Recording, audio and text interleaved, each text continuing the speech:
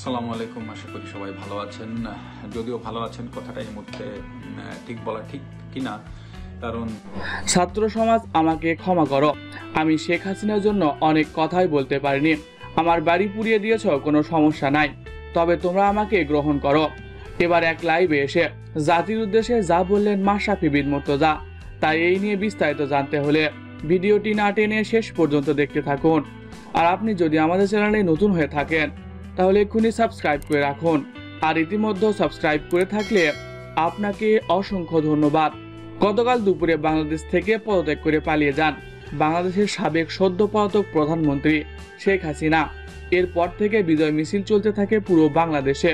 এর মাধ্যমে আরও একবার দেশকে স্বাধীন করল ছাত্র সমাজ, বিদায় নিল স্বৈরশাসক হাসিনার বিদায়ে বাংলাদেশের বিভিন্ন জেলায় চলছে উৎসব, চলছে মিষ্টি বিতরণ। অন্যদিকে হাসিনার বিদায়ের পর থেকেই বাংলাদেশের বিভিন্ন এমপিদের বাসায় আগুন দেয় দুর্বৃত্তরা। সেই তালিকায় প্রথমে আগুন দেয় মাশরাফির বাসায়। আগেই বাসা থেকে পালিয়েছিলেন মাশরাফি, পরিবার নিয়ে তিনি বর্তমানে লুকিয়ে আছেন। শোনা যাচ্ছে তিনি দেশ থেকেও পালিয়ে গেছেন। তবে এবার এক ভিডিও বার্তায় লাইভে এসে মাশরাফি বলেন, আমি শেখ হাসিনার জন্য অনেক কথাই বলতে পারিনি, এই জন্য আমি সবার কাছে ক্ষমা চেয়ে নিচ্ছি।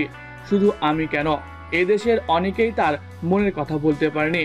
এই স্বৈরশাসকের কারণে আমাদের দেশটা ধ্বংসের পথে চলে গেছিল, তবে আমি তার কেনা গোলাম ছিলাম। এই কারণে আমি কিছু কথা বলতে পারিনি। সবাই আমাকে মাফ করবেন।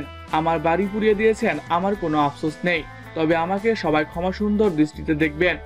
বলা বাহুল্য যে কোটা আন্দোলন নিয়ে যখন ছাত্র সমাজ উত্তাল ছিল তখন চুপ ছিলেন মাশরাফি, তবে নীরবতা সম্মতির লক্ষণও বলা যেতে পারে। প্রিয় দর্শক, মাশরাফিকে মাফ করা উচিত? কমেন্ট করে জানিয়ে দিন। এছাড়াও সকল ধরনের খবর সবার আগে পেতে হলে আমাদের চ্যানেলটি সাবস্ক্রাইব করতে ভুলবেন না। ধন্যবাদ সবাইকে।